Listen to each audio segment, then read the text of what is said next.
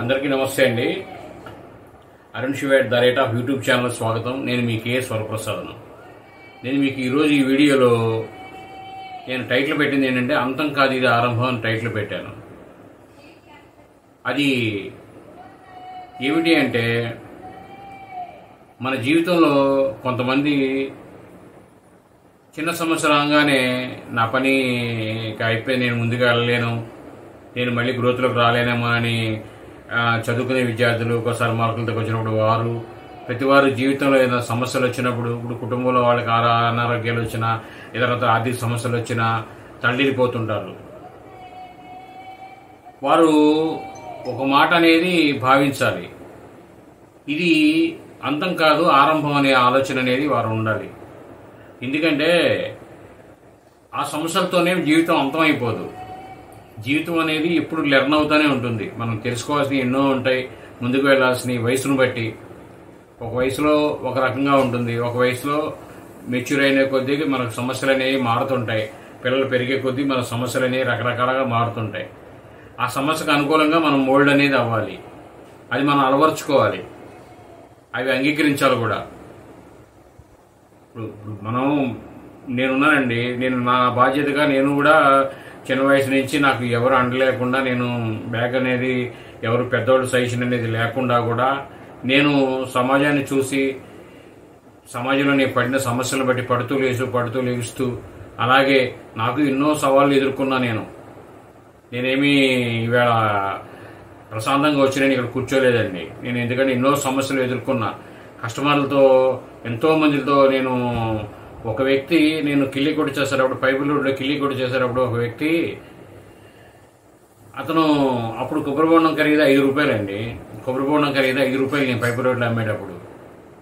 ఆ వ్యక్తి నేను చిల్లర లేదని 5 రూపాయలు చిల్లర ఉందండి అని నేను ఆయన అడిగితే, అతను ఏకంగా నేను మీ దగ్గర ఉన్నాయా, డబ్బులు ఉన్నాయా అని అడిగినట్టుగా భావించి తన దగ్గర ఉన్న మేము అమ్మే ఒక కొబ్బరి బొండాలు అమ్మే ఆయుధం అనేది ఒకటి పట్టుకొని నా మీదకి రాబోయాడు.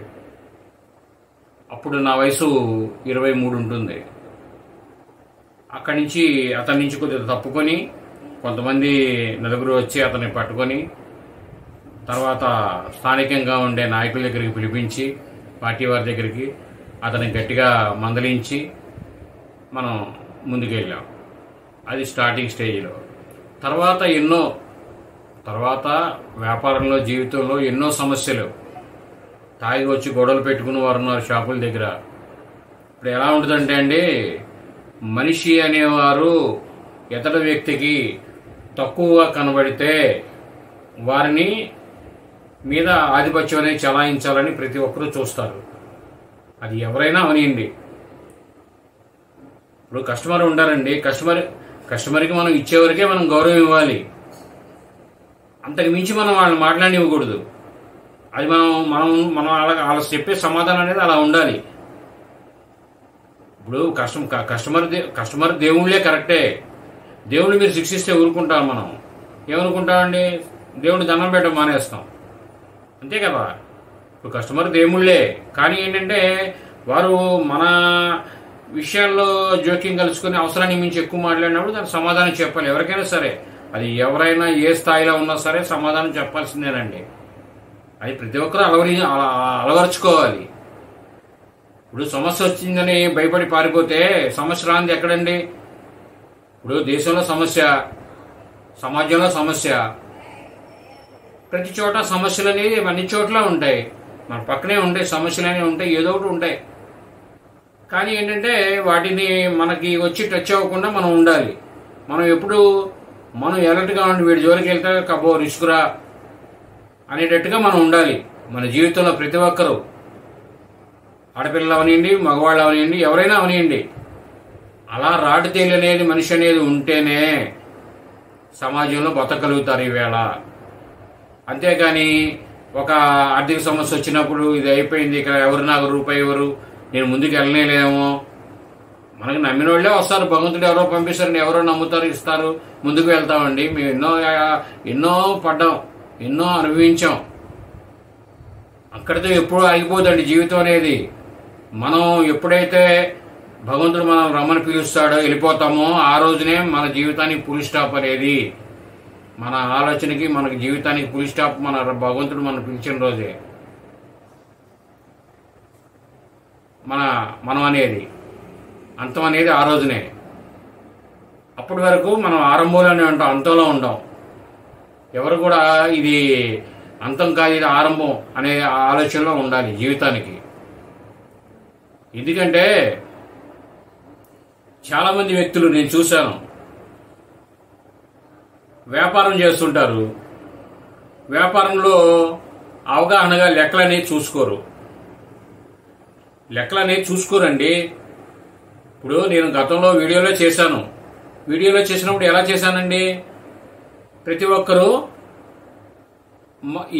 ఫస్ట్ తారీఖు రోజున స్టాక్ అంతా ఎంత ఉంది షాపులో, ఆ రోజు ప్రతిరోజు అమ్మకం ఎంత అమ్మాం, ప్రతిరోజు ఎవరికి జమలు ఇచ్చాం, ఇంటి ఖర్చు ఎంత వాడాం, షాపు ఖర్చు ఎంత వాడాం, ఓపెనింగ్ బ్యాలెన్స్ ఎంత ఉంది ఫస్ట్ తారీఖున, మళ్ళీ ఫస్ట్కి ఓపెనింగ్ బ్యాలెన్స్ ఎంత ఉంది, ఈ మధ్యలో జరిగిన బిజినెస్ ఎంత, మన టర్న్ ఓవర్ ఎంత, మన ఆదాయం ఎంత అనేది లెక్కేసుకోవాలి.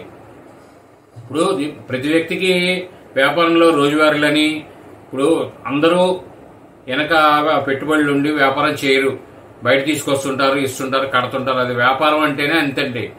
వ్యాపారం అంటే కొనుక్కోవడం అమ్మడం కాదండి, అన్నీ కలిసిందే వ్యాపారం. ఇప్పుడు డబ్బులు ఇప్పుడు కొంతమంది ఉంటారు 10 బస్తాలు పంపించమంటారు, 10 బస్తాలు ఒక 10 రోజులు 15 రోజులు టైం ఇస్తారు, ఆ టైంలోపు దానికి కడుతుంటారు. మరి అది వ్యాపారం, రూపాయి అప్పు తెచ్చినట్టే కదా. లేట్ అయితే దానికి ఎంతోనే 1% ఏదో కలుపుతారు, కట్టి ఎక్స్ట్రా కలిపి ఇస్తారు, ఏదనుకోండి పేమెంట్ చేస్తారు. అది ఒక స్థాయి వ్యాపారం. ఇప్పుడు చిన్న స్థాయిలో వ్యాపారం ఉందనుకోండి, ఇప్పుడు వాళ్ళు పెట్టుబడి లేనప్పుడు ఏ రోజువారీలు కానీ ఏ నెల వడ్డీలుగా తెచ్చుకుని ఆధారపడుతుంటారు. అటువంటి వాళ్ళు కంపల్సరీ లెక్క చూసుకోవాలి వ్యాపారంలో. అది వ్యాపారం సంబంధించి ప్రతి నెల చూసుకోవాలి. అది వ్యాపారానికి సంబంధించి లెక్క అవనేయండి, ఇంటి ఖర్చు అవనేయండి.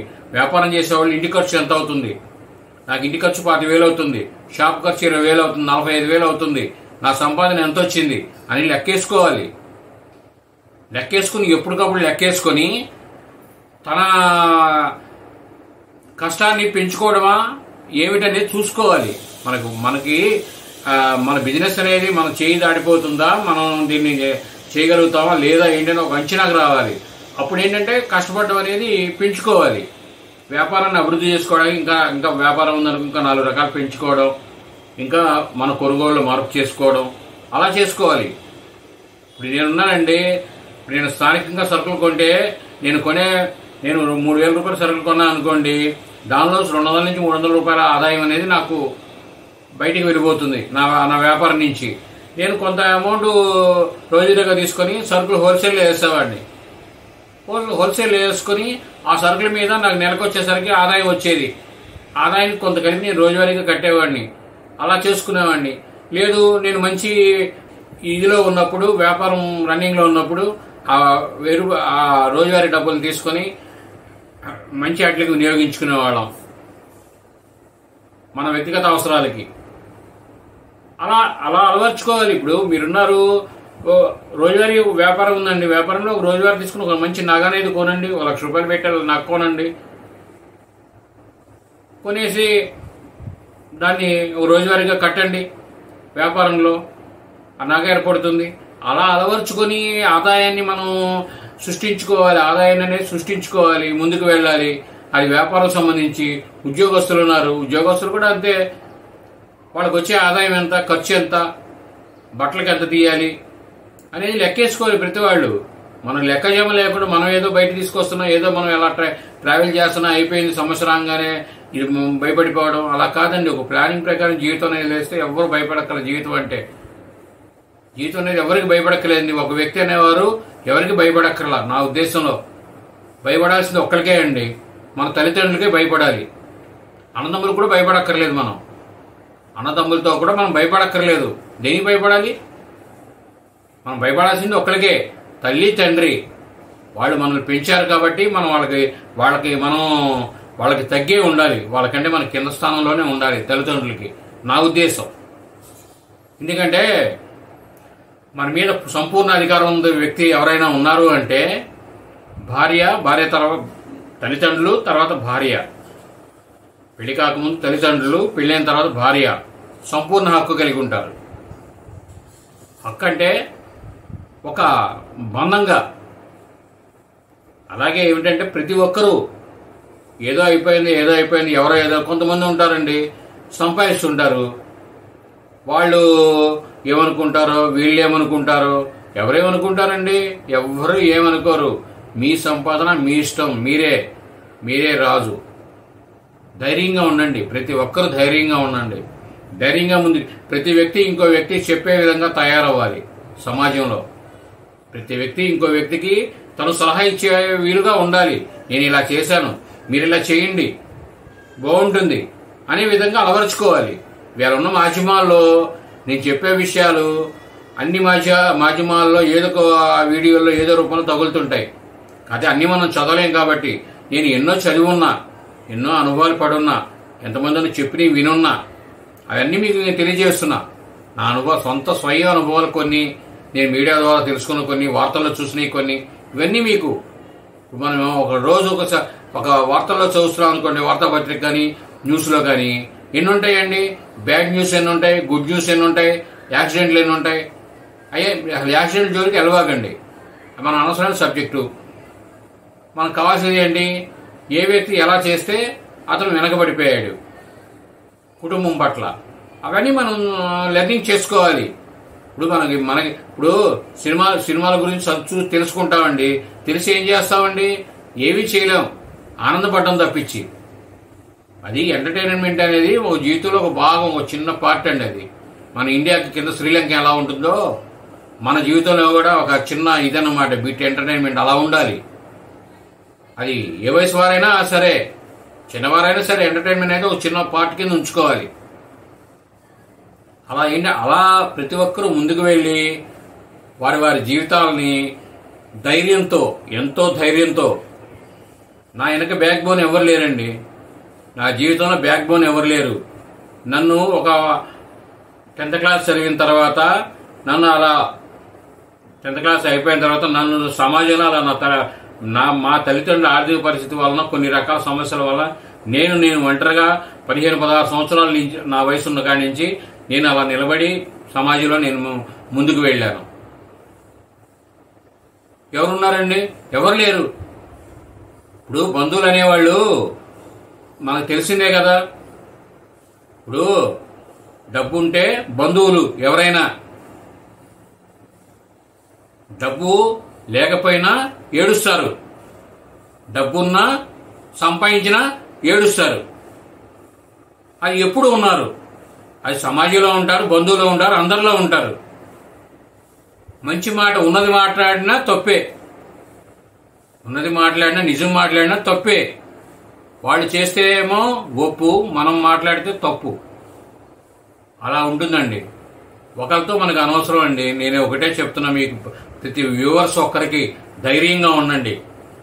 ఎవ్వరికి మనం దడవక్కర్లా. మన ఆత్మసాక్షికి మనం సమాధానం చెప్పుకోవాలి. మనం చేసేది మంచిగా చెడు అనేది ఫస్ట్ అలవర్చుకోవాలి. మనం వాస్తవానికి విరుద్ధంగా ఏ పని చేయకూడదు, ధర్మానికి విరుద్ధంగా ఏది చేయకూడదు. వృత్తి, వ్యాపారం, ఉద్యోగం ఇలా ఎవరి వాళ్ళు మార్గంలో ముందుకు వెళ్ళాలి. భరించలేని ఇబ్బందులుగా ఉంటే తల్లిదండ్రుల సలహా తీసుకోండి. ఖాళీగా ఉన్న తల్లి కానీ తండ్రి కానీ ఎవరు ఉంటే, ఇప్పుడు ఇద్దరున్నారనుకోండి, దగ్గర కూర్చోండి. వారు వేర్ల దగ్గర నుంచి చెప్తారు మీకు. ఒక చెట్టు వేర్లు ఎలా పుట్టినాయి, ఇత్తనం ఎలా పెడితే ఎలా ఈ వేర్లు వస్తాయి, ఎన్ని రోజుల్లో పైకి వస్తుంది, చెట్టు ఎలా వస్తుంది, దాన్ని ఎలా పెంచాలి అనేది వాళ్ళంతా మీకు చెప్తారు, తల్లిదండ్రులు అనేవారు. తల్లిదండ్రులు కొంతమంది ఏంటంటే కొద్దిగా పైకి వచ్చిన తర్వాత ఏముంది అన్నీ చూస్తున్నాం తెలుసుకుంటున్నాం కదా అనుకుంటారు కొంతమంది వ్యక్తులు. అలా కాదండి, వాళ్ళ అనుభవమే ఉంటుంది. దానిలో మీకు పిసరంతా మీకు మీ మైండ్లో పడినా మీరు ఉన్న సమస్యని ముడిపు తీసేసుకొని ముందుకెళ్ళగలుగుతారు. తల్లిదండ్రుల సలహా తీసుకోండి ప్రతి దానిలో. కానీ మీరు ఆచరించకపోయినా తీసుకోవడం తప్పులేదు, తీసుకోవాలి. మీ సోదరులు ఉన్నారు, సమకాలికంగా మనల్ని గౌరవించి మనం మాట్లాడి సలహా ఇచ్చేవారు, తీసుకోండి. సలహాలు ఫ్రెండ్స్ తీసుకోండి మంచిగా వరకే, మంచి సలహాల వరకే, మంచి స్నేహం చేయండి, అంతవరకే. ఏ వ్యసనాలకి బానిసలు అవ్వకండి. నేను పెళ్ళై సంసారంతో ముందుకు వెళ్ళే కోసం ఈ వీడియో చేస్తున్నా అండి. ఎందుకంటే చాలామంది డిప్రెషన్లో కొన్ని అలవాట్లకు బానిసయ్యి ఆ అలవాట్ల వల్ల కుటుంబంలో పరువు పోగొట్టుకొని ఎదిగే పిల్లల దగ్గర పెద్ద పెద్ద మాటలు పడి మాట్లాడతారండి. పిల్లలు మాట్లాడతారే వాళ్ళు. ఇప్పుడు మనం ఒకటేనండి, మనం కరెక్ట్గా లేనప్పుడు మనం పిల్లలకి చెప్పే అర్హత అనేది మనం కోల్పోతాం. మన ముందు మన ఇంట్లో ఆడవారు ప్రశ్నించి ఏమిటి అని మనల్ని అడిగిన రోజున మన పిల్లల దగ్గర మనం విలువ అనేది పోగొట్టుకున్నట్టు అవుతుంది. వాడు మనం మాట్లాడేదానికి విలువ ఇవ్వడం అనేది క్రమేపీ తగ్గిపోతుంటుంది. వాళ్ళే ప్రశ్నిస్తారు, ఏంటి నువ్వు ఎందుకు చేయలా, నువ్వు మాకు చెప్తున్నా అంటారు. కొంతమంది అడుగుతారండి, కొంతమంది పెద్ద అయిన తర్వాత బళ్ళు కొనబోతేనే నువ్వు మాకు ఎందుకని అడిగిన వాళ్ళు ఉంటారు. అలా ఉంటారు, ప్రశ్నిస్తారు. పెద్ద అయిన తర్వాత వాళ్ళు 10వ తరగతి వరకు బాగానే ఉంటారు. పెద్ద అయిన తర్వాత వాళ్ళు బళ్ళు వేసుకుని తిరగడం, వాళ్ళు కాలేజీకి 500 రూపాయలు 100 రూపాయలు 500 నోట్లు తీసుకొచ్చి కాలేజీలో అంటే అవకాశం ఉన్నవారు తెచ్చుకుంటారు కదా. అలా వచ్చిన వాళ్ళని చూసుకుని వీరు మన కుటుంబ పరిస్థితి ఏంటనేది నేపథ్యం నేర్పుకోవాలి. పిల్లలకి ప్రతి తల్లిదండ్రులు కుటుంబ నేపథ్యం ఏంటి, మన ఖర్చు ఏంటి అనేది కష్ట సుఖం పిల్లలు తెలుపుకోవాలి. ఇంట్లో ఉన్న ఆడవారు పిల్లలకు ఖచ్చితంగా తెలుపుకోవాలి. ఇది ఆర్థిక పరిస్థితి, ఇది ఇలా ఉంది, ఈ నెల బడ్జెట్ ఇలా చేసుకుంటూ వస్తాం, జాగ్రత్తగా చేయాలి, మీరు మా మీద అధిక భారం వేయకూడదు అనేది ఉంటే ఏమవుతుందంటే కుటుంబంలో ఉన్న బరువు మోసే వ్యక్తికి అధిక లోడ్ అనేది పడకుండా ఉంటుంది. ఇప్పుడు ఏ రైలు అయినా ఏ బండి అయినప్పుడు లారీ ఉంటుందండి, 6 టన్నుల లోడ్ అంటారు. 8 టన్నుల లోడ్ వేస్తే ఏమవుతుందండి, ఎక్కడో ఏ రోడ్ ఏమంటే మార్జిన్ దిగినప్పుడు సైడ్ పడిపోతుంది, లేదనుకోండి ఈ గాడి ఎక్కేటప్పుడు ఆగిపోతుంది. మనిషి జీవితమైనా అంతే. ఇప్పుడు లోడ్ ఎక్కువ వేసుకుని వెళ్తే ఏం చేస్తాడండి, అలసిపోతాడు, లేదనుకోండి బండి రిపేర్ వస్తుంది. మనిషి అయినా అంతేనండి. అది ఇప్పుడు ఏంటంటే కొంతమంది వ్యసనానికి బానిస అవడానికి కారణం కూడా పరోక్షంగా అదే. ఎందుకంటే తను జీవితంలో నేను సాధించలేకపోతున్నాను అనేది అవగాహన లోపంతో వెళ్ళడం వల్లనే కుటుంబంలో వాళ్ళు బానిసలు అవుతుంటారు. తర్వాత వాళ్ళు బానిసలు అయిన తర్వాత వీళ్ళు ఏంటంటే వాళ్ళు రూపం మళ్ళీ మామూలుగా ఉంటేనేమని భావిస్తారు. వాళ్ళు ఆ స్థితిలోకి వెళ్ళకముందే ప్రతి ఒక్కరూ జాగ్రత్త వహించండి. ఆడవారు ప్రతి ఒక్కరూ కుటుంబంలో బాధ్యత అనేది తీసుకోండి. ఆయనే తెస్తున్నారు, నాదేది బాధ్యత అని కాదండి. అసలు మొత్తం అజమాయిషి అనేది ఇద్దరు తీసుకోవాలి. కుటుంబంలో భార్యాభర్త ఇద్దరు తీసుకొని చర్చించుకోవాలి. అలా ముందుకు వెళ్ళండి ప్రతి ఒక్కరూ. విజయం ఎందుకు మీకు రాదు, కష్టాలు మీ దగ్గరికే రావు. ధైర్యంగా ఉండండి, ప్రతి ఒక్కరూ ధైర్యంగా ఉండండి. ప్రతి ఒక్కరికి ఎవరు ఏది మాట్లాడినా సమాధానం చెప్పండి. తలంచుకోకర్లు, అవసరాన్ని మించి ఎక్కువ గౌరవించక్కర్లు ఎవరైనా సరే. ఎప్పుడైతే ముక్కుసూటిగా మాట్లాడతామో ఎదర వ్యక్తి మాట్లాడా దడుస్తాడు. మనం ఏమిటి అన్నట్టుగా ఉన్నప్పుడే సమాజంలో బతకగలుగుతామండి. ఇది నా అనుభవంగా మీకు చెప్తున్నా నేను. మనం వాళ్ళని ఎదురు వాళ్ళని అవసరాన్ని మించి ఒకనొకప్పుడు నా గురించి లెక్క చేయని వ్యక్తులే నేను ఖాళీ చేసిన రోజున నమస్కారం పెట్టిన వాళ్ళు ఉన్నారు. ప్రసాద్ గారు నమస్కారం అండి అని. పెద్ద పెద్ద షాపుల వాళ్ళు నేను షాపు ఖాళీ చేసి వచ్చే ముందు, నేను షాప్ ప్రారంభమైనప్పుడు రకరకాలుగా విలువలు అనేది రకరకాలుగా మారుతూ వచ్చి నేను షాపు ఖాళీ చేసే టైంలో వాళ్ళు ఎంతో ఇదిగా అందరూ స్నేహితులై ఎంతో గౌరవంగా నేను పొంది యువతలకు వచ్చా. దేనికని? అది మన ప్రవర్తన బట్టి అండి. మన ప్రవర్తన బట్టి మనం నిలకడగా ఉండాలి, స్టెబిలిటీగా అలా ఉండాలి. సమస్య వచ్చినా ఏదొచ్చినా సరే నిండుకొండలాగా అలా ఉండాలి. అప్పుడు వాళ్ళే మనకి ఎలా నమస్తే చేస్తారు. ఇది ప్రతి ఒక్కరూ ధైర్యంగా ఉండండి. నేను ఈ వీడియోలు చేసేది దేనికంటే అసలు ఛానల్ పెట్టిందే నా అనుభవాలు తెలియచేయడం కోసం. నేను స్వీట్ షాపులో స్వీట్స్ తయారు చేసి ఆ స్వీట్లు ఎలా తయారు చేయలేదు. ఇప్పుడు నా కార్ఖానా లేదు కాబట్టి విత్ మ్యానుఫ్యాక్చరింగ్తో మీకు చూపించలేకపోతున్నా. లేకపోతే నేను స్వయంగా తయారు చేసి ఇటీవల కొన్ని తయారు చేసి క్లిప్పింగ్స్ కొన్ని ఐటమ్స్ చేసి పెట్టుకున్నాం అవసరాన్ని చేసినవి. అన్ని ఎక్విప్మెంట్ అనేది మొత్తం ఆ కార్ఖానా ఎక్విప్మెంట్ అనేది తీస్తామండి. మేము రిటైర్ అయిపోయాం కాబట్టి. లేదా మీకు తయారు చేసి పక్కాగా చూపించేవాళ్ళం కార్ఖానా ఉన్నప్పుడే. అప్పుడు మనకు ఛానల్ లేదు కదా. కాబట్టి ఏంటంటే ప్రతి ఒక్కరూ ధైర్యంగా ఉండండి. సమస్యలు అనేవి ఒక కాలాలు మారినట్టుగా మనకి శీతాకాలం, ఎండాకాలం, వానాకాలం ఎలా కాలాలు ఎలా అనేది ఉంటాయో అలాగే ఈ కాలాలకి మనం ఎలా అలవాటు పడతామండి. ఎండాకాలం వస్తే ఏసీ పెట్టుకుంటాం, ఫ్యాన్లు వేసుకుంటాం స్పీడు. వానాకాలం వస్తే గొడుగులు పట్టుకుంటాం, రెయిన్ కోట్లు వేసుకుంటాం. శీతాకాలం వస్తే చలికోట వేసుకుంటాం, దుప్పట్లు కప్పుకుంటాం.